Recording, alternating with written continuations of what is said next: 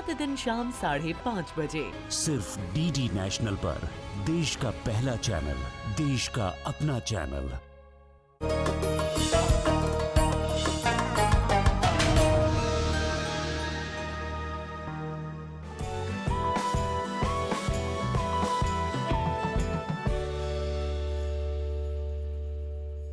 आदाब। Income, savings, investment और digital economy पर बेस्ड खास प्रोग्राम लेकर हाजिर हूं मैं, सोनिया सिंह। हमारी इस खास पेशकश में आज बात गिफ्ट सिटी यानी Gujarat international finance tech city की। Gujarat international finance tech city Bharat का पहला और अकेला इंटरनेशनल फाइनेंशियल सर्विस सेंटर के तौर पर डेवलप किया गया है।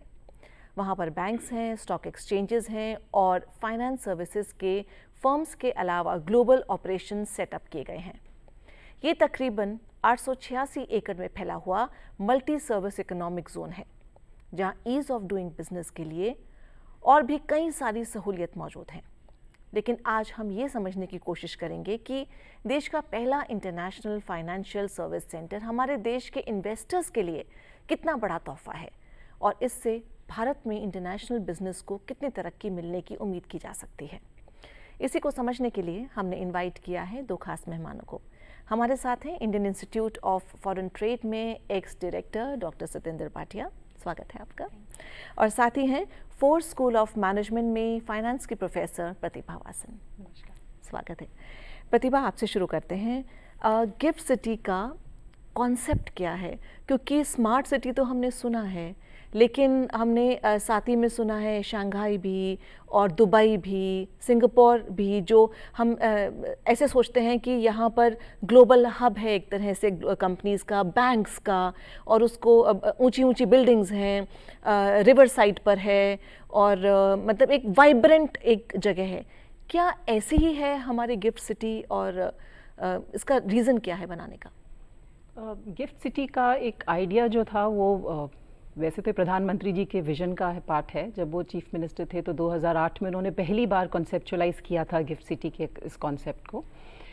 फिर 2015 में जाकर के इसको अप्रूवल मिला और बिल्ड होना शुरू हुआ। ये देश की पहली स्मार्ट सिटी है, सस्टेनेबिलिटी कॉन्सेप्ट पे बनी है। और इसका जो बेसिक कॉन्सेप्ट है वो ये है कि भारत का जो इकोनॉमिक प्रोग्रेस है वो कॉन्टीन्यूसली हो रहा है। हमारा जीडीपी बढ़ना, और जैसे हम पहले तीसरी सबसे बड़ी इकोनॉमी बने, तीसरी बनने जा रहे हैं, पांचवी बन चुके हैं। तो ये जो हम और या हम कहते हैं कि 2047 तक हम विकसित देश बन जाएंगे। तो हर विकसित देश के लिए या विकास के लिए या जीडीपी को बढ़ाने के लिए जो सबसे ज़रूरी चीज़ होती है वो फाइनेंस होती है या पैसा होती है। और जितना इजीली आप पैसा या फाइनेंस को एक्सेस कर सकते हैं, उसको मोबिलाइज कर सकते हैं, कंपनीज तक पहुंचा सकते हैं, स्टार्टअप्स तक पहुंचा सकते हैं, जितना इजीली आपकी कंपनीज विदेशी मार्केट को एक्सेस कर सकती हैं, उतना ही ज़्यादा आपका ग्रोथ तेज़ी से होगा, विकास तेज़ी से होगा। तो अब इसके में कई अड़चने थी। पहले का जो आप फाइनेंशियल सिस्टम देखेंगे वहाँ अगर आपकी कंपनीज जो है उनको विदेशी मार्केट को एक्सेस करने में मुश्किल होती थी। और जैसे जैसे विकास बढ़ता है आपकी पैसे की ज़रूरतें भी बढ़ती हैं इकोनॉमी में, और उसकी पूरी आपूर्ति आपके पूरे एक देश के अंदर से ही कई बार नहीं हो पाती है। तो आप चाहते हैं कि विदेशों में भी जो पैसा है उसको आप एक्सेस कर पाएँ अपनी इकोनॉमी को बढ़ाने के लिए। पर इन सब में कई अड़चने इसलिए होती थी क्योंकि रेगुलेशंस बहुत अलग थे। आपको फॉरेन मार्केट में लिस्टिंग नहीं होती है, या आपको फॉरेन में अगर आप चाहें कि पैसा फॉरेन मार्केट में आज कंपनी सोचे कि एक अपना ब्रांच खोलें तो वहाँ उनको डॉलर में पैसा चाहिए या फॉरेन करेंसी में चाहिए, तो फॉरेन बैंक्स आपको देने में वो बहुत रिस्की समझते हैं टू लेंड यू। तो इसलिए बहुत सारे रेगुलेटरी इशूज़ भी थे, बहुत एक्सपेंसिव भी था, बहुत सारे कमीशंस, ब्रोकरेज, तो तरीके थे जिससे आप विदेशी मार्केट को एक्सेस कर सके, लेकिन दिक्कतें होती थी। सिमिलरली अगर फॉरेन का कोई मार्केट सोचे कि वहाँ बहुत सैचुरेट हो गया है, डेवलप्ड मार्केट में ज़्यादा स्कोप नहीं है ग्रोथ का, तो जो डेवलपिंग मार्केट है, स्पेशली जो फास्टेस्ट डेवलपिंग मार्केट जैसे इंडिया है, तो वो चाहें कि इंडियन मार्केट में इन्वेस्ट करें, निवेश करें, तो उनको भी ये दिक्कतें आती थी क्योंकि यहाँ ईज़ ऑफ डूइंग बिजनेस, यहाँ रेगुलेशंस, लीगल प्रोसीजर्स ये इतने कम्बरसम, इतने इतने उलझे हुए थे कि उनको भी ये दिक्कत आती थी। तो इस कॉन्सेप्ट पे जो गिफ्ट सिटी है ये कोई नया कॉन्सेप्ट नहीं है। आज जैसे आपने जिक्र किया लंदन में है, शंघाई में है, दुबई में है, सिंगापुर में है, ज़्यादातर ये डेवलप्ड कंट्रीज़ में है और इन्होंने बहुत ज़्यादा योगदान दिया है उन कंट्रीज़ को डेवलप बनाने में। ये एक बहुत बड़ी बात होगी और ये उस दिशा में होगी कि हम जो कह रहे हैं कि 2047 तक 47 तक हमको विकसित देश बनना है या थर्ड लार्जेस्ट इकोनॉमी बनना है, तो उसके लिए गिफ्ट सिटी जैसा कॉन्सेप्ट बहुत ज़रूरी हो जाता है। ये दोनों के लिए इम्पॉर्टेंट है, बाहर की मार्केट को एक्सेस करने के लिए भी इम्पॉर्टेंट है और बाहर के लोगों को हमारे मार्केट में निवेश करने के लिए। तो इनबाउंड आउटबाउंड फाइनेंस दोनों के लिए ये एक जरिया है, एक रास्ता है, एक गेटवे है। बहुत बढ़िया से आपने समझा दिया, तो अब थोड़ा सा क्लियर हो रहा है। लेकिन साथ ही एक चीज़ भाटिया जी समझ में मुझे समझाइए कि मुंबई है हमारे पास और बहुत अच्छे अच्छे शहर हैं जहाँ पर ये फाइनेंशियल हब्स एक तरह से हम कह सकते हैं। SEZ की बात की जाए तो दुनिया देश भर में फैले हुए हैं SEZ, वहाँ पे भी आपके टैक्स रिबेट मिलते हैं, GST पे छूट मिलती हैं। तो जब SEZ हैं, जब मुंबई है, जब बैंगलोर है, इन सब के अलावा हमें एक गुजरात में एक अलग सिटी, उसका क्या रीज़न क्या था कि इन सब से किस तरह से अलग होगी वो? तो जैसे आपने कहा कि मुंबई एक बहुत बड़ा हमारा कमर्शियल सेंटर है, बट वहाँ पर भी जो लेन देन होता है वो सिर्फ हमारी ही मुद्रा में होता है। जितना जो स्टॉक एक्सचेंज हम जो भी हमारे जैसे लोग भी लेते हैं या इंस्टीट्यूशनल बाइंग भी होती है, वो भी सारी इंडियन रुपीज़ में ही होती है। और ऐसे ही बाकी भी जो व्यापार होता है, तो इवन फॉरेन कंपनीज अगर आ रही हैं मुंबई में, उनको भी अपना पैसा कन्वर्ट करना पड़ता है इंडियन रुपीज़ में, या उनको पैसा रेज़ करना है तो इंडियन रुपीज़ में रेज़ करेंगे। तो हमें एक ऐसा सेंटर चाहिए था जहां हम फॉरेन करेंसी डीलिंग कर सकें, कि अगर किसी कंपनी को पैसा रेज़ करना है वो US डॉलर्स में भी रेज़ कर सके, वो यूरो में भी रेज़ कर सके, and similarly other foreign currencies जितनी भी इम्पोर्टेंट करेंसीज हैं। ऐसे ही अगर मुझे बैंक से लोन लेना है, I should be able to get in foreign currency. तो हमारे जैसे इम्पोर्टर्स हैं वो उनको हमेशा ही एक फॉरेन करेंसी लोन चाहिए होता है, क्योंकि जो भी उन्होंने माल ख़रीदा है उसके लिए उनको फॉरेन करेंसी देना है। ऐसे ही हमारे कई कंपनीज़ हैं जिनके ऑपरेशंस बाहर हैं, उन्होंने लेट्स से बाहर पैसा लिया है, तो उनकी लायबिलिटीज़ फॉरेन करेंसी में होती थी और यहाँ पर जो रेवेन्यू उनका होता था वो इंडियन रुपीज़ में होता था। तो थोड़ा मिसमैच हो जाता था कि एक लायबिलिटी मेरी फॉरेन करेंसी में है, लेकिन मेरा पैसा जो रेवेन्यू मैं अर्न कर रही हूँ वो इंडियन रुपीज़ में है। तो एक तरह हेजिंग की ज़रूरत होती थी। तो हमें एक ऐसा सेंटर चाहिए था कि हम फॉरेन करेंसी डीलिंग्स कर सकें, कि हमारे स्टॉक एक्सचेंज अगर हों वहाँ पर, तो मैं फॉरेन करेंसी देकर स्टॉक्स खरीद सकूं। और सिर्फ स्टॉक्स ये नहीं कि सिर्फ भारत की कंपनीज़ के मैं खरीद सकूं। आजकल अगर आप देखें हमारे युवा वो अमेरिकन कंपनीज़ फॉर एग्जांपल या यूरोपियन कंपनीज़, उनके शेयर्स खरीदना चाहते हैं। जैसे लोगों के हाथ में एप्पल फ़ोन होते हैं, तो वो भी चाहते हैं कि अगर एप्पल कंपनी अच्छा कर रही है, या अगर नैस्डैक में और कोई जैसे निविडिया हुई, कोई भी कंपनी हो जो अच्छा कर रही है, हम उनके शेयर्स क्यों नहीं खरीद सकते? हम सिर्फ भारत की कंपनीज़ के शेयर्स क्यों खरीदें?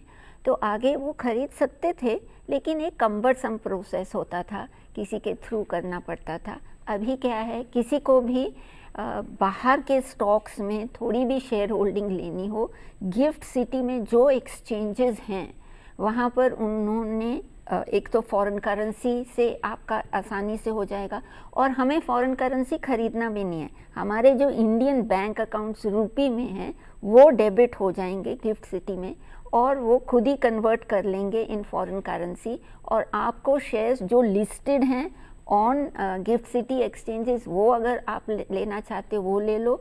और अगर अमेरिकन स्टॉक्स लेने हैं, उनके भी उन्होंने प्रोडक्ट्स बनाए हैं, जैसे टॉप 50 स्टॉक्स बाहर के। Similarly there are other ways, जैसे म्यूचुअल फंड्स, हम कहते हैं ऑल्टरनेटिव इन्वेस्टमेंट फंड्स, तो उनके ज़रिए भी हैं। तो इन शॉर्ट फॉर इंडियंस, अगर वो एक एक्सपोजर चाहते हैं for international stock exchanges through gift city, ये बहुत आसान हो सकता है। सिमिलरली फॉरेन कंपनीज आउटसाइड, अगर उनको एक्सपोजर चाहिए इंडियन स्टॉक एक्सचेंजेस में, जो न कि गिफ्ट सिटी में, जैसे मुंबई में आपने कहा, तो if they want to have an exposure to Indian story, then again GIFT City के अगर वो थ्रू आए, एक तो आसान बड़ा है, ऑपरेशंस आर इजी, दूसरा जैसे आपने कहा टैक्स में कई तरह की छूट हैं, तो उनके लिए फिर वो आसान एक मीडियम बन जाता है। जी, तो प्रतिभा, ये एग्जैक्टली स्टॉक एक्सचेंजेस जैसे अपना NSE है, BSE है, तो वहाँ पे स्टॉक एक्सचेंजेस में अगर इंडियंस करना चाहें तो वो कैसे यूज़ करेंगे उसको और ट्रेड करेंगे उसमें, और कौन सी कंपनीज़ हैं जो वहाँ पर लिस्ट हो सकती हैं? जो BSE NSE में कंपनीज़ हैं वो सब लिस्ट हो सकती हैं, या फिर कोई ऐसे स्टार्टअप्स को भी एनकरेज किया जा रहा है कि आप मतलब मे बी कोई रेवेन्यू या जो प्रॉफिट्स के जो पहले ये थोड़े वो एक थ्रेशोल्ड होता है उसको कम कर दिया जाए, कुछ कर दिया जाए ताकि ज़्यादा से ज़्यादा स्टार्टअप्स भी वहाँ पर लिस्ट हो? क्या है? तो उसमें पहले आपने पूछा जैसे ट्रेडिंग कैसे की जाती है, तो ट्रेडिंग में उसमें क्या है कि इंटरनेशनल एक्सचेंजेस, इंडिया INX है या आपकी जो NSE IFSC है, तो उसमें ये होता है कि आपने अपना एक जैसे आप बता रहे थे, हम अभी बात कर रहे थे कि पहले भी आप गिफ्ट सिटी से पहले भी अगर किसी को कोई फॉरेन कंपनी के शेयर्स चाहिए तो वो कई सारे ऐप्स हैं, ब्रोकरेज फर्म्स के कई सारे ऐप्स हैं जिसके थ्रू वो आप अभी भी खरीद सकते हैं। उसमें होता बस ये है कि शेयर्स की ओनरशिप आपकी नहीं होती है, आपके अकाउंट में पैसा आता जाता है, वो आपका ब्रोकर, वो एक फॉरेन ब्रोकर के साथ शेयर्स का आदान प्रदान या डीलिंग होती है, आपके अकाउंट में ओनरशिप नहीं आती है। पर यह है कि आपको मुनाफा या नुकसान जो भी है जो आपको बेचने खरीदने पे होता वो आपके अकाउंट में आ जाता है। उसमें कोई अगर यंगस्टर्स कहें कि इसमें तो कोई प्रॉब्लम नहीं है, पैसा आ जा रहा है, उसमें प्रॉब्लम सिर्फ ये है कि अगर वहाँ का ब्रोकर इंसॉल्वेंट हो जाता है या वहाँ के ब्रोकर की तरफ से पेमेंट की कोई प्रॉब्लम आती है तो आपको रिस्क प्रोटेक्शन नहीं है। तो अगर आप गिफ्ट सिटी से बाहर जो आप ट्रेडिंग करते हैं फॉरेन शेयर्स की, जो नॉर्मल एक्सचेंजेस के थ्रू या नॉर्मल ब्रोकर्स के थ्रू जब आप करते हैं तो ये प्रॉब्लम आती है। जो NSE IFSC है उसमें फ़ायदा आपको क्या है? उसमें फ़ायदा ये है कि आपको जो NSE IFSC में रजिस्टर्ड ब्रोकर्स हैं, तो जो ब्रोकर अभी NSE BSE के साथ हैं हमारे जो डोमेस्टिक स्टॉक एक्सचेंजेस के साथ, वो नहीं, पर आपको जो वहाँ पे NSE IFSC में स्पेशल रजिस्ट्रेशन उनको दोबारा से रजिस्ट्रेशन लेनी पड़ेगी, तो उन रजिस्टर्ड ब्रोकर्स के साथ आप अपना डीमैट अकाउंट खुलवा सकते हैं। और डीमैट अकाउंट खुलवाने के बाद आप अभी तक जहाँ तक मेरी जानकारी है जो टॉप US की 50 कंपनीज़ हैं उसमें आप ट्रेड कर सकते हैं, जिसमें एप्पल, माइक्रोसॉफ्ट ये सब आ जाते हैं। तो टॉप 50 कंपनीज़ में आप ट्रेड कर सकते हैं। तो उसमें होता क्या है कि आपने जहाँ पे अकाउंट खुलवाया वो एक मार्केट मेकर जो इंटरनेशनल मार्केट मेकर्स है उस पर ऑर्डर प्लेस करता है। वो मार्केट मेकर वो ट्रेडिंग करता है और वो अपने कस्टोडियन के थ्रू जो है उसको ADRs और GDRs जिसे हम डिपॉजिटरी रिसीट्स कहते हैं उसके फॉर्म में आपके डीमैट अकाउंट में आता है। तो ADRs और GDRs का नुकसान क्या है कि आपके पास वोटिंग राइट्स नहीं होता। फ़ायदा क्या है कि अब आप फ्रैक्शनल शेयर्स भी खरीद सकते हैं, क्योंकि वोटिंग राइट नहीं है तो ज़रूरी नहीं कि आपके पास एक पूरा शेयर होना चाहिए। आप ADRs GDRs में अगर आप कहें कि मुझे 0.5 शेयर्स खरीदना है या 0.23 शेयर्स खरीदना है तो आप वो भी शेयर्स अब आप खरीद सकते हैं। तो ADRs GDRs आपके नाम पे आपके डीमैट अकाउंट में आ जाता है और बेसिकली जब आप खरीदते हैं तो आएगा, जब आप बेचेंगे तो ADRs और GDRs जाएगा। अभी ये टॉप 50 कंपनीज़ में अवेलेबल है।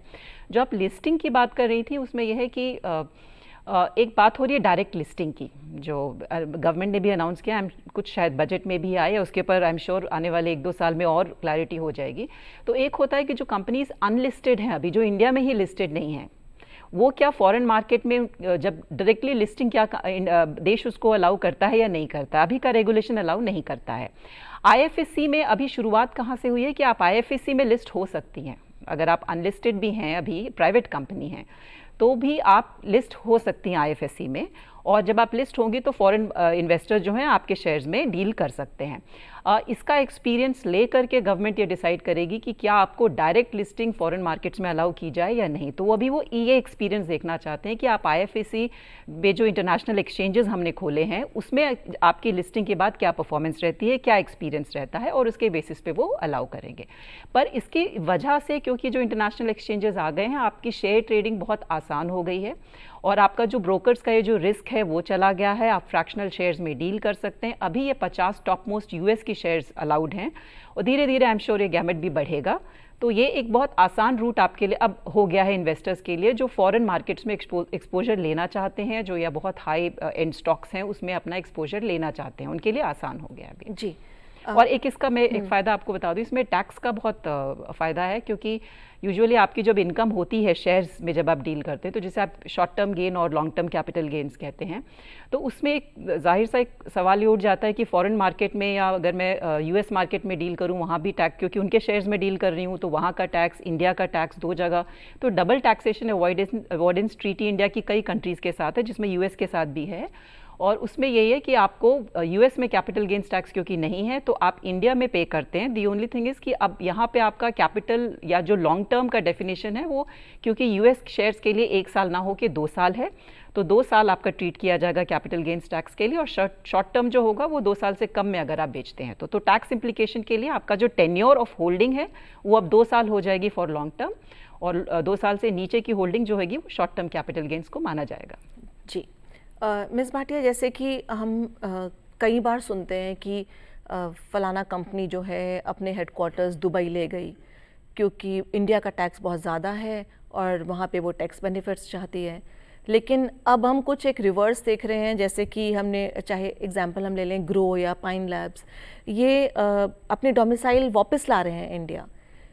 क्या ये गिफ्ट सिटी का मैजिक है कि वहाँ उसकी वजह से ऐसा हो रहा है, और आगे फ्यूचर में रोकने के लिए कंपनीज़ को कि वो विदेश भागें क्योंकि यहाँ का टैक्स ज़्यादा है, क्या इस पर और कुछ हो सकता है बजट में, या फिर इसका क्या फ़ायदा रहेगा गिफ्ट सिटी की वजह से? यस, तो गिफ्ट सिटी का मतलब बिल्कुल उद्देश्य यही था कि एक तो अगर हमारी कंपनीज़ को बाहर जाकर पैसा रेज करना पड़ रहा है फॉरेन करेंसी में, उनको बाहर क्यों जाना पड़े, वो वहाँ की सर्विसेज लेती हैं, चाहे ब्रोकरेज फर्म्स हैं, बाकी कई तरह की एडवाइजरी सर्विसेज हैं, और फॉरेन करेंसी खर्चना पड़ता है, तो in a way this is import of financial services. तो हमारा यही उद्देश्य है कि जो हमारी कंपनीज़ को बाहर जाके फाइनेंशियल सर्विसेज कंज्यूम करनी पड़ती हैं और उसके लिए फॉरेन करेंसी खरीदनी पड़ती, वो हमारे देश में ही उनको वो सारी सुविधाएं मिलनी चाहिए। तो गिफ्ट सिटी में जैसे हमने कहा कि हमारी कंपनीज जो बाहर फॉरेन करेंसी में पैसा रेज करती थी, वो आज गिफ्ट सिटी में रेज कर रही हैं। तो हमारी कई public sector organisations, even ADB, सभी ने पैसा इन फॉरेन करेंसी रेज किया है इन गिफ्ट सिटी इटसेल्फ। तो हमारा जो पैसा जा रहा था इंपोर्ट ऑफ फाइनेंशियल सर्विसेज से वो कम हो गया। ऐसे ही हमारे बैंक्स भी बाहर हैं, तो हमारे बैंक्स की जो भी क्लियरिंग सेटलमेंट होती थी, वो भी जो बाहर की क्लियरिंग सेटलमेंट एजेंसीज थी उनकी सर्विसेज लेनी पड़ती थी। तो हमारा उद्देश्य यही है कि भारत की कंपनीज जो बाहर जाके लिस्ट होती हैं, चाहे कुछ कंपनीज हैं even on London stock exchange, हमने मसाला बॉन्ड्स जैसे इशू किए हुए हैं, which means Indian companies issuing in Indian rupees outside, क्यों ना वो मसाला बॉन्ड्स यहाँ पर इशू करें। तो यहाँ पर भी बॉन्ड्स इशू अब हो रहे हैं।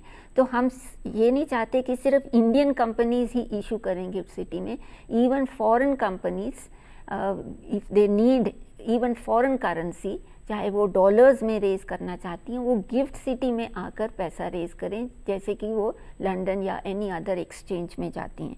यहाँ तो ऑपरेशनल कॉस्ट भी हमारा बहुत कम है compare to stock exchanges outside. तो एक क्लियर कट बेनिफिट है जो दूसरे एक्सचेंजेस ये फ़ायदा फॉरेन कंपनीज को भी नहीं दे सकते।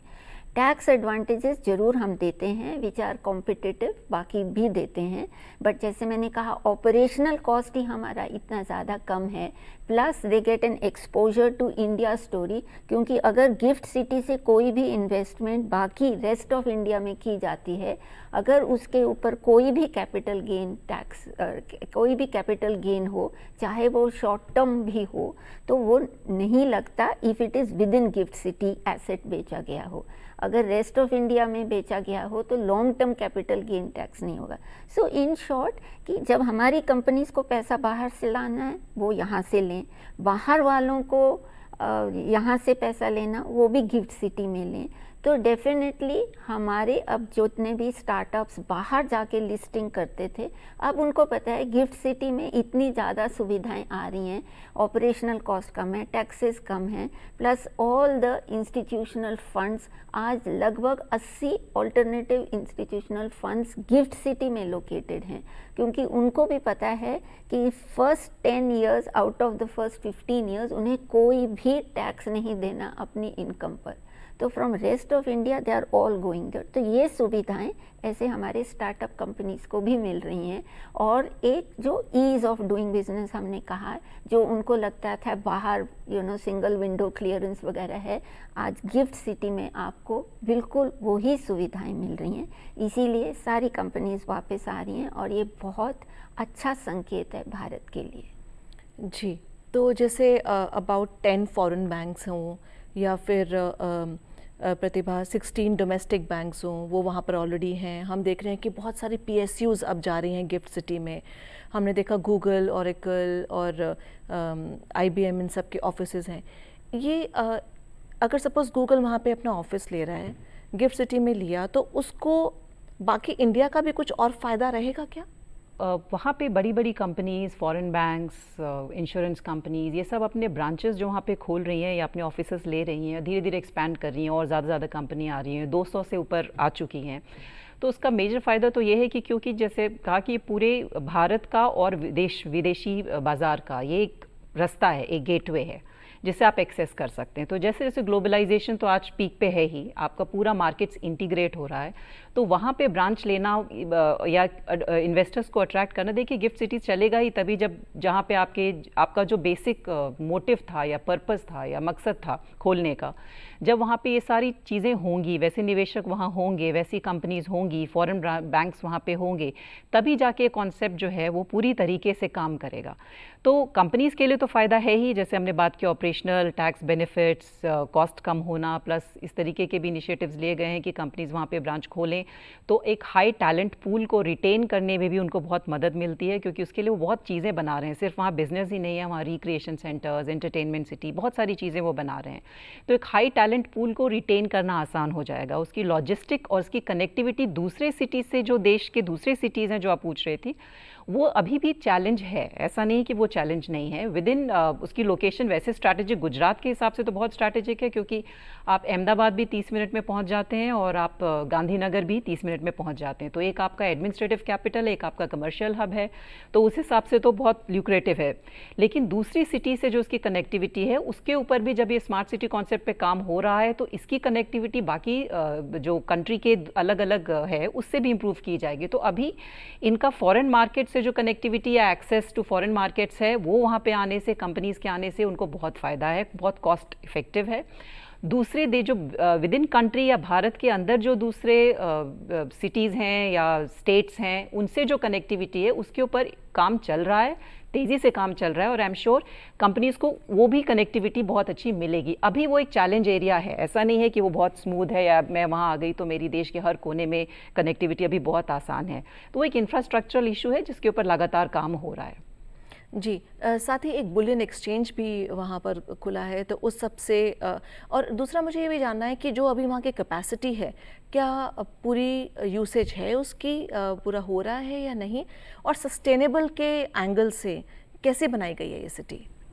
City as far as infrastructure is concern, मेरा ख्याल हम कहते हैं कि गिफ्ट सिटी का इंफ्रास्ट्रक्चर बाहर के फाइनेंशियल सेंटर्स से भी बहुत ज़्यादा बढ़िया है, एब्सोल्युटली मॉडर्न इंफ्रास्ट्रक्चर। सो उसका तो कोई भी डाउट नहीं है। As far as capability within the city, अब जैसे आपने कहा गूगल सेटअप कर रहा है, तो एक तरह हमारी भी एम्प्लॉयमेंट बढ़ रही है। आज Google and other tech companies, उन्होंने बड़े बड़े जैसे ग्लोबल कैपेबिलिटी सेंटर्स बनाए हैं।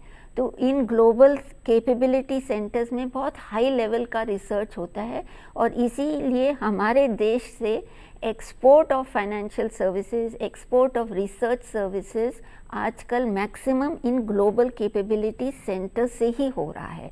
तो ये इनकी फुल यूटिलाइजेशन होती है। तो इस तरह मैं कहती हूँ कि with the rest of India that way connectivity बहुत बढ़ रही है, क्योंकि जितने भी सेंटर्स बन रहे हैं employment, they are employing youth from the other countries. आपने बुलियन एक्सचेंज कहा, as all of us know India is the biggest consumer of gold. तो as a biggest consumer of gold हमें we should play a very direct role in setting price of gold. तो हमारे ही country में इसका एक exchange होना बहुत ज़रूरी था। ये बहुत सालों से हम ये फील कर रहे थे, बिकॉज अदरवाइज़ हमें सिर्फ एज अ कंज्यूमर ही देखा गया है। सो अब बहुत बड़ी एक्सचेंज बनी है, we should be participating in the pricing of gold. तो ये बहुत अच्छा है। तो कमोडिटी डेरिवेटिव्स, करेंसी डेरिवेटिव्स, ये along with stock derivatives, index derivatives, ये एक बहुत अहम मुद्दा हो गया है in the exchanges that are operating in this centre. अगर आप इंफ्रास्ट्रक्चर थोड़ा सा और समझाएं कि किस तरह का है, बाकी हमारी बाकी शहरों से कितना डिफरेंट है? डिफरेंट ऐसे है कि जितने भी जैसे ग्रीन एरियाज़ हैं, पहले यहाँ पर ग्रीन एरियाज़ एलोकेट किए गए हैं, राइट, रादर देन कोई जगह बच गई चलो उसको ग्रीन करें, पहले वो किए और बाकी सब चीज़ें बाद में बनी हैं। सिमिलरली बिलो द ग्राउंड जितनी भी यूटिलिटीज़ हैं, चाहे वाटर यूटिलिटी, इलेक्ट्रिक यूटिलिटी, कुछ भी मेंटेनेंस करना हो, अंदर बेसमेंट में जाके वो सारा मेंटेनेंस स्ट्रक्चर अंदर होता है। तो सस्टेनेबिलिटी का बहुत ज़्यादा ध्यान रखा गया है, चाहे वो water availability, water treatment plants, तो बहुत ज़्यादा ध्यान रखा गया है। And that is why we say the infrastructure is even better than in foreign locations. जी, तो एक फाइनेंस का, एक इनोवेशन का और एक इंफ्रास्ट्रक्चर का एक जो इकोसिस्टम है, आपको क्या लगता है कि it is actually comparable to global standards ना?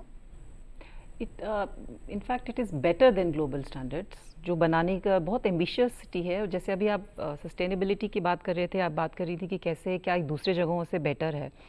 होता क्या है कि जो पुराने सेंटर्स हैं जो बहुत टाइम से ऑपरेशनल हैं, तो उसमें या इवन कई कंपनीज़ में या देशों में भी ऐसा होता है, डेवलप्ड कंट्रीज़ में हैं ये सारे ग्लोबल सेंटर्स, फाइनेंशियल सेंटर्स।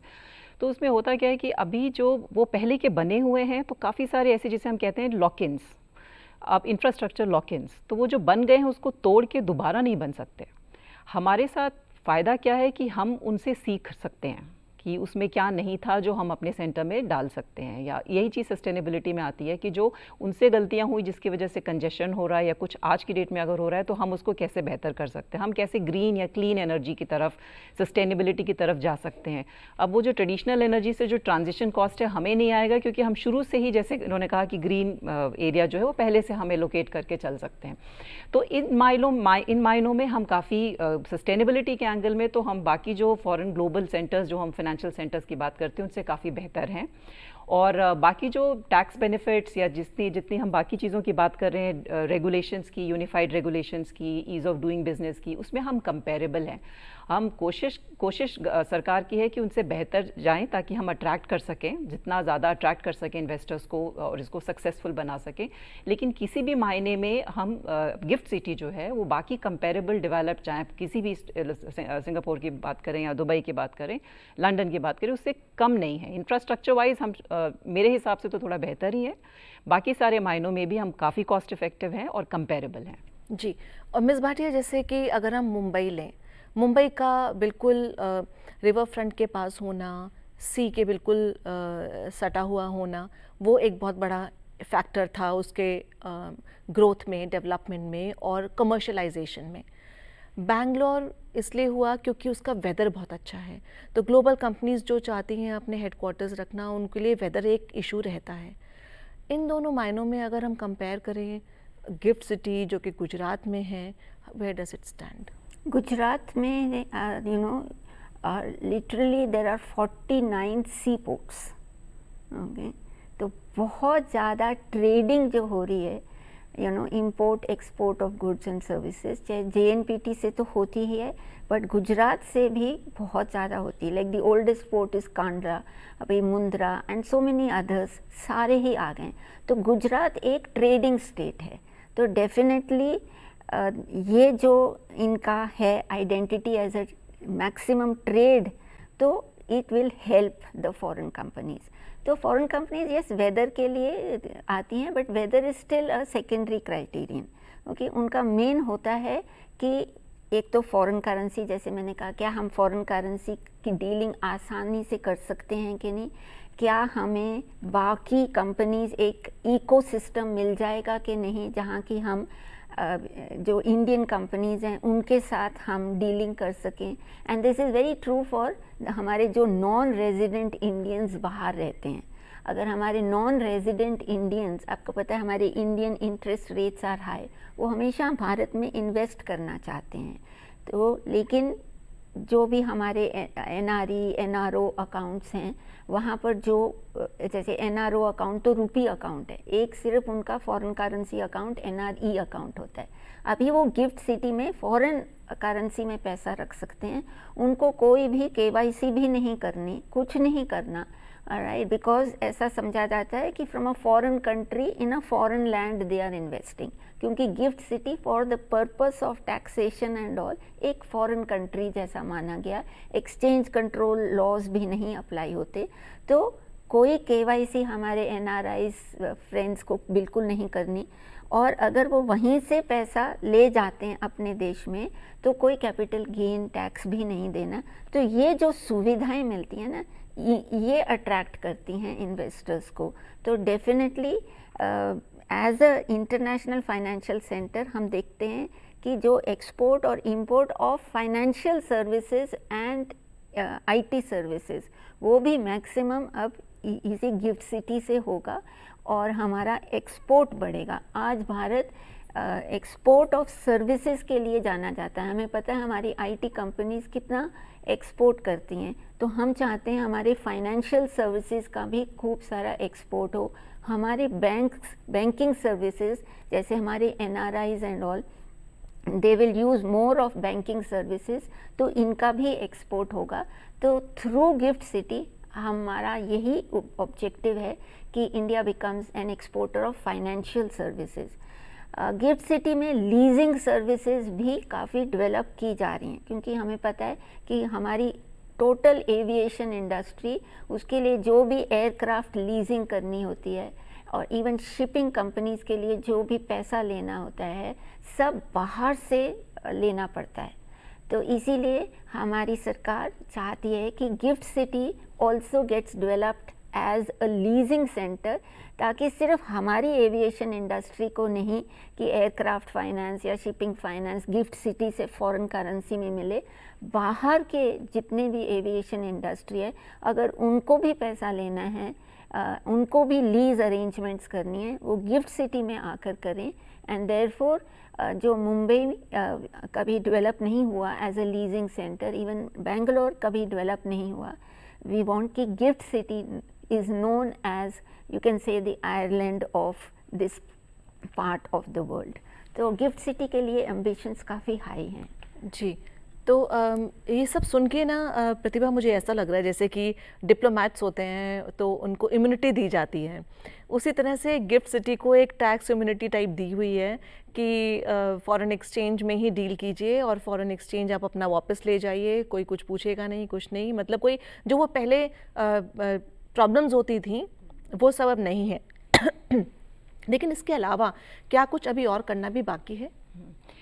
करना तो अभी बहुत कुछ बाकी है। ये जो आप जैसे आप कह रहे हैं इम्यूनिटी, इसको बोलेंगे कि आप इसको इंसेंटिवाइज करना चाहते हैं क्योंकि आप अट्रैक्ट करना चाहते हैं। हमारे लिए सबसे ज़्यादा जो गिफ्ट सिटी शुरू में हमने शुरुआत की थी कि गिफ्ट सिटी आया क्यों या कॉन्सेप्ट क्यों आया, तो उसका बहुत सारे 3-4 रीज़न अगर आप कैटेगराइज करें तो इसमें एक था कि इंटरनेशनल बैंकिंग बहुत मुश्किल थी, एक्सपेंसिव थी, कॉस्टली थी। आपके पास ईज़ ऑफ डूइंग बिजनेस का बहुत प्रॉब्लम था, आपकी लीगल रेगुलेशंस जो हैं वो उसकी वजह से जो आप ग्लोबल मार्केट के साथ आपका स्मूथ फाइनेंस फ्लो है वो मुश्किल हो जाती थी। तो रेगुलेटरी प्रॉब्लम्स बहुत ज़्यादा थी। आपका taxation was a big problem, specially startups के लिए तो टैक्सेशन बहुत बड़ा प्रॉब्लम होता था, जिसके लिए वो एक राउंड अबाउट रूट ले लेते थे और जिसकी वजह से हमारा टैक्स मनी जो है वो विदेशों में चला जाता था। हमारा शेयर्स की ट्रेडिंग, जो फॉरेन शेयर्स में ट्रेडिंग इन्वेस्टर्स के लिए, उनके लिए बहुत दिक्कतें थी। तो इन सब के सोल्यूशन के फॉर्म में गिफ्ट सिटी को लाया गया। तो ये जो बेनिफिट्स दिए जा रहे हैं कि 10 साल तक आपको टैक्स नहीं देना है ना, तो ये सारी चीज़ें की जा रही हैं रिटेन करने के लिए, अट्रैक्ट करने के लिए और इस गिफ्ट सिटी को ऑपरेशनलाइज करने के लिए। तो ये बहुत ज़रूरी है। जब हम बात कर रहे थे कि इसको कितना कंपेरेबल है ये दूसरे मार्केट से या और क्या किया जाना है, तो उसका एक छोटा सा एग्जांपल ये है कि आपको पता है कि फॉरेन इन्वेस्टर्स को, सरकार की अच्छी बात ये है कि आप आउटकम देखिए और उस आउटकम के हिसाब से अपने रेगुलेशंस तो अपने हाथ में है, तो आप उसको बदल सकते हैं। तो अगर आपका आउटकम है कि आपको इसको एक ग्लोबल हब बनाना है, आपको इसको सक्सेसफुल बनाना है, क्योंकि यहीं से आपको कंट्री की ग्रोथ को भी फ्यूल करना है, तो आप हर वो चीज़ करिए जिससे कि फॉरेन इन्वेस्टर अट्रैक्ट हो आपकी तरफ। तो एक अट्रैक्शन पॉइंट जैसे मैम ने अभी बताया, हमारे जो इंडियंस बाहर जो सेटल हैं उनके लिए, वैसे जैसे गुजरात ड्राई स्टेट है, तो वहाँ पे उन्होंने लीकर गिफ्ट सिटी में परमिट किया, बिकॉज उनको पता है कि ये फॉरेन इन्वेस्टर्स का और उनके वे ऑफ डूइंग बिजनेस का पार्ट ऑफ बिजनेस है ये, एब्सोल्युटली। तो वो नहीं चाहते कि वो, जबकि एक लॉन्ग स्टेट पॉलिसी रही है ड्राई स्टेट वाली गवर्नमेंट की, हाँ, और जिसका बहुत क्रेडिट जाता रहा है उनको, वो उसमें भी चेंजेस ले आए हैं, क्योंकि वो नहीं चाहते कि किसी भी फ्रंट पे वो जो ग्लोबल हब्स हैं उससे नीचे रहें या किसी भी वजह से फॉरेन इन्वेस्टर्स यहाँ आने में हिचकिचाएं। तो ये सारी जो इनिशिएटिव्स हैं वो इसीलिए ली जा रही हैं। और क्या किया जाना है, वो जैसे हम बात कर रहे थे कनेक्टिविटी की, वहाँ पे रेल रोड, स्पीड रेल का जो है वो काम चल रहा है, अप्रूवल या जो भी है, स्पीड रेल वहाँ आने वाली है। गुजरात अहमदाबाद की जो इंटरनेशनल एयरपोर्ट है उससे 20 मिनट की कनेक्टिविटी है। लेकिन जैसा हम पहले बात कर रहे थे कि क्या इस सिटी से दूसरे सिटीज़ की कनेक्टिविटी, उसको इम्प्रूव करने की ज़रूरत है। टैलेंट रिटेंशन एक प्रॉब्लम बन सकता है जिसकी बात की जा रही है, क्योंकि आज जो मुंबई में सेटल है या दूसरी जगहों पे सेटल है, उसको वहाँ रीलोकेट करना और उसको वहाँ, क्योंकि ये पूरे गिफ्ट सिटी को चलाने के लिए आपको टैलेंटेड लोग चाहिए, तो वो एक चैलेंज है कि आप टैलेंटेड लोगों को वहाँ रिटेन कर पाएँ। कॉस्ट ऑफ लिविंग वहाँ कम रहे, वहाँ पे आपका दूसरे सिटी से कनेक्टिविटी आपकी बढ़े। तो ये छोटे मोटे तो नहीं है चैलेंजेस, ये सब इंफ्रास्ट्रक्चरल इन्वेस्टमेंट्स हैं, पर ये चैलेंजेस हैं कुछ जो सरकार के सामने। एक जो बार बार मैं कहीं पढ़ भी रही थी कि रिकमेंड भी कर रहे हैं बहुत सारे एक्सपर्ट्स कि आज जो एक बिजनेस अपना यूनिट बनाना चाहता है गिफ्ट सिटी में, उसको 2 जगह अप्रूवल लेना पड़ता है। एक उसको अप्रूवल SEZ से लेना पड़ता है, एक उसको IFSC से लेना पड़ता है, जिसकी वजह से डुप्लीकेशन होता है, डिलेज होते हैं। तो एक रिकमेंडेशन ऑलरेडी गई हुई है सरकार के पास कि उसको आप सिंगल अप्रूवल सिस्टम पे ले जाएं, उसको 2 अलग अलग अप्रूवल ना लेने पड़े। बाकी सारी चीज़ें, सिंगल विंडो क्लियरेंस, वो सब ऑलरेडी है। तो जो हैसल्स हैं, कुछ शायद इस बजट में अनाउंस हो, कुछ 1-2 साल और के अंदर हो, हैं चैलेंजेस हैं गिफ्ट सिटी में। लेकिन जैसे कहा कि ग्रोथ फिनोमिनल है, पिछले 2-3 साल में जो कंपनीज आई हैं, बैंक्स आए, उसका आप ग्रोथ रेट देखेंगे वो फिनोमिनल है।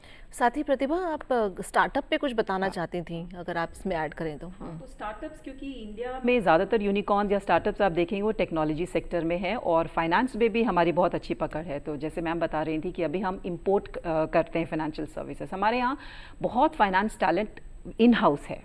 तो हम उसको चाह रहे हैं कि ये इंपोर्ट जो हम, क्योंकि चीज़ें जब हम आप इंपोर्ट करते हैं ना, तो आप अपनी इकोनॉमी को नुकसान पहुंचाते हैं, क्योंकि आप एक तो आप उनको पे करते हैं क्योंकि आप इंपोर्ट कर रहे हैं, तो उनकी सर्विसेज के लिए आप उनको पे करते हैं।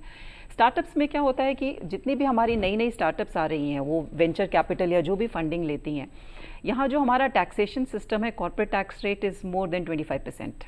और बाकी जगह आप देखेंगे कई ऐसी कंट्रीज़ हैं, दुबई फॉर एग्जांपल 0 है, मलेशिया में 3% है, सिंगापुर में 17% है। तो हमारा tax rate is consider to be the highest.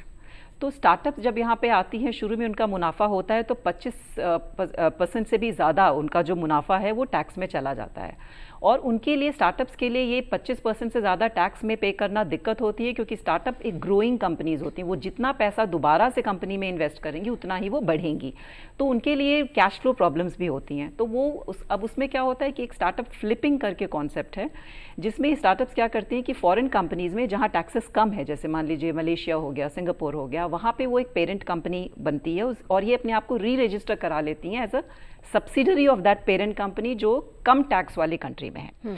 और फिर क्या करते हैं कि कुछ खर्चे ये ऐसे दिखाते हैं कि इन्होंने वो पेरेंट कंपनी से लिया हुआ है, तो सॉफ्टवेयर्स है या कुछ है, उसकी ओनरशिप पेरेंट कंपनी है, आप उसको उसके सब्सक्रिप्शन पे काम कर रहे हैं, तो जो मेजर पैसा है वो आप प्रॉफिट में से एक्चुअली वो एक्सपेंस बन जाता है कि आपने पेरेंट कंपनी को पे किया। तो अब पेरेंट कंपनी का तो वो मुनाफा है, लेकिन उस मुनाफे पे वो तो सिर्फ 17% पे करेंगी। आप जो छोटा सा मुनाफा कंट्री में रिटेन करती हैं भारत में, जिस पे आप 25% से ऊपर पे करती हैं, तो 25% से ऊपर टैक्सेशन आप बहुत कम मुनाफे पे करती हैं, ज़्यादा मुनाफे पे आप कम टैक्स रेट पे करती हैं, लेकिन विदेश में। तो हमारा टैक्स मनी जो है वो विदेश में चला जाता है। और स्टार्टअप कंपनीज इंटेंशनली भी करती होंगी, और काफ़ी वेंचर कैपिटल तो आपको फंडिंग ही तभी करते हैं जब आप ये री रजिस्टर का रूट ले सकें, क्योंकि उनको भी अपना टैक्सेस बचाना है। तो अब ये सारे जो प्रॉब्लम्स हैं, इसकी वजह से हम स्टार्टअप हब कैसे बनेंगे, स्टार्टअप मैग्नेट कैसे बनेंगे, कि हम चाहते हैं, हमारा एक और भारत का एक विजन है कि स्टार्टअप्स के उसमें ना हम एक लीडिंग कंट्री बने।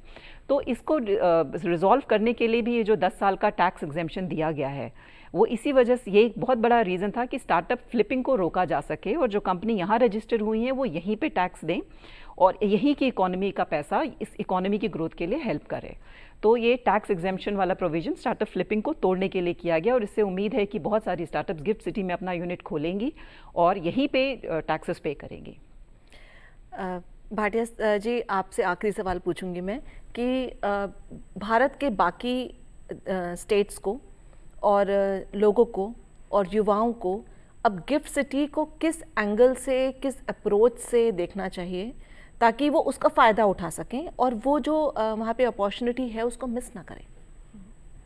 तो जैसे हमने कहा कि गिफ्ट सिटी एक बहुत बड़ा सेंटर बनने वाला है फॉर फाइनेंशियल सर्विसेज, और फाइनेंशियल सर्विसेज की ज़रूरत तो सभी को है, लेकिन अवेयरनेस चाहिए सभी को, राइट? बिकॉज अभी तक शायद सबको नहीं पता कि गिफ्ट सिटी में भी हम फॉरेन करेंसी के लोन्स ले सकते हैं। हमारे एक्सपोर्टर्स, हमारे इंपोर्टर्स, हमारे बैंक्स के ब्रांचेस तो वहाँ ऑलरेडी सेटअप हैं। हमारे एक्सपोर्टर्स और इंपोर्टर्स को अब फॉरेन करेंसी जो क्रेडिट्स मिलते थे अब थोड़े से आसान हो गए हैं, क्योंकि आगे जैसे हम कहते थे सप्लायर्स क्रेडिट, कि बाहर का foreign bank has to give the loan to the exporter और द इंपोर्टर। अब बाहर का बैंक, एक जो बैंक गिफ्ट सिटी में लोकेटेड है वही बाहर का बैंक माना जाता है, चाहे वो स्टेट बैंक ऑफ इंडिया ही हो, चाहे कोई और ICICI बैंक एट्सेट्रा, एक उसको ही बाहर का बैंक माना जाता है। तो इन अ वे ये जो interconnection between foreign bank and Indian banks वे एक बहुत बढ़ गया है। तो हमारे युवाओं के लिए कोई भी एक्सपोर्ट कर रहा है, कोई इंपोर्ट कर रहा है, जो हम प्राइमरी क्रेडिट बोलते हैं एक्सपोर्टर्स इंपोर्टर्स के लिए, लाइक बायर्स क्रेडिट माना जाता है for the importers, exporters suppliers credit, वो अब जो हम कहना चाहते हैं कि एक्सपोर्ट क्रेडिट और इंपोर्ट क्रेडिट है, बिकॉज ऑफ गिफ्ट सिटी एक बहुत आसान हो गया है। और दूसरा, जैसे मैंने कहा, इतने ग्लोबल कैपेबिलिटी सेंटर्स बन रहे हैं in gift city and outside also, but gift city में जो बन रहे हैं they are concentrated on financial services and IT services, जिसका टैलेंट काफ़ी है हमारे देश में, और हमारे युवा बहुत ही एक्साइटेड हैं to contribute in these two areas as well as in research, including your artificial intelligence etcetera. तो gift city is promising them not just employment but very high level of employment, जिससे वो compete कर सकें with anyone else in the world। तो हमारे युवाओं के लिए ये बहुत ज़्यादा सुविधा है। तो जैसा कि नाम है, एक तरह से गिफ्ट है, आप उस गिफ्ट को सही से इस्तेमाल कीजिए और जैसे भी हो उसका फ़ायदा उठा के जो इंडिया की ग्रोथ स्टोरी है उसमें अपनी ग्रोथ स्टोरी भी आगे बनाएं। बहुत बहुत शुक्रिया आप दोनों का स्टूडियो में आने के लिए। तो पैसा बोलता है कि इस खास कड़ी में फ़िलहाल इतना ही। हमारा ये प्रोग्राम आपको कैसा लगा, इस पर आप अपनी राय दे सकते हैं। हमारा ईमेल ID नोट कीजिए ddurduspecials@gmail.com। इसी के साथ हमारी पूरी टीम को दीजिए इजाज़त। आदाब।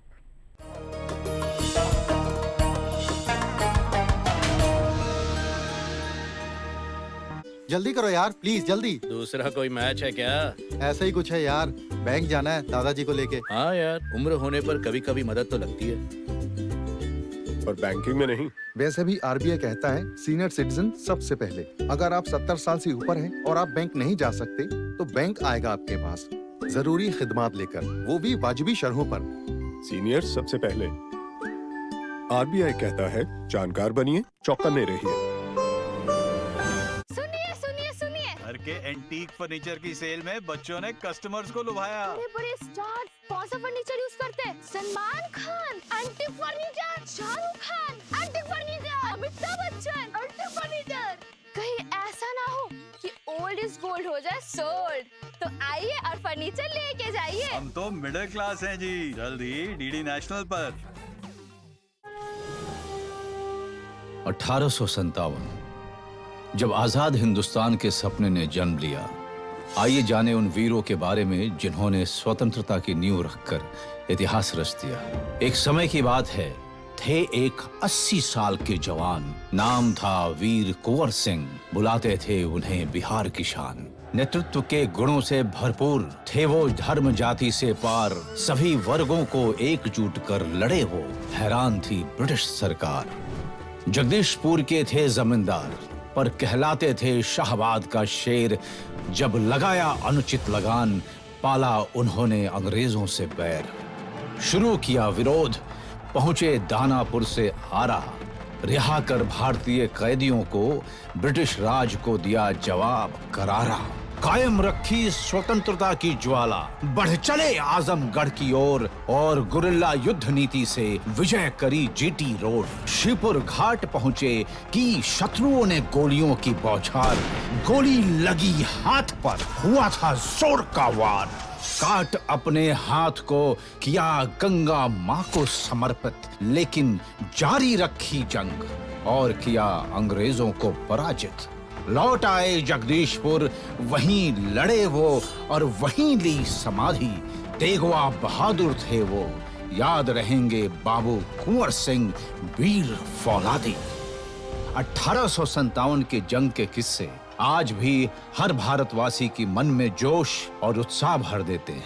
ऐसे ही वीरों की प्रेरणादायक कहानियां लेकर हम फिर लौटेंगे। आजादी की अमृत कहानियां, सूचना एवं प्रसारण मंत्रालय और नेटफ्लिक्स द्वारा प्रस्तुत। फौजी को सर में गोली लगी है। क्या तुम जानते हो एक ऑफिसर को तैयार करने में पब्लिक मनी कितना खर्च होता है? अच्छा एक बात बताओ, तुम सैनिक लोग सारा दिन करते क्या? टेलीविजन पे न्यूज आती है 10 जवान मारे गए, 15 शहीद हो गए। हम नंबर नहीं है और ना ही नंबर बनना चाहते हैं। पलटन सोमवार से गुरुवार रात 9:30 बजे, पुनः प्रसारण सुबह 11:30 बजे। सिर्फ डीडी नेशनल पर, देश का पहला चैनल, देश का अपना चैनल। हमारी इस खास पेशकश में आज बात गिफ्ट सिटी यानी Gujarat international finance tech city की। ये एक बहुत आसान रूट आपके लिए अब हो गया है इन्वेस्टर्स के लिए, जो फॉरेन मार्केट्स में एक्सपोजर लेना चाहते हैं, जो या बहुत हाई एंड स्टॉक्स हैं उसमें अपना एक्सपोजर लेना चाहते हैं, उनके लिए आसान हो गया अभी। जी, कि हमारी कंपनीज जो बाहर फॉरेन करेंसी में पैसा रेज करती थी, वो आज गिफ्ट सिटी में रेज कर रही हैं। तो हमारे कई public sector organisations, even ADB, सभी ने पैसा इन फॉरेन करेंसी रेज किया है इन गिफ्ट सिटी इटसेल्फ।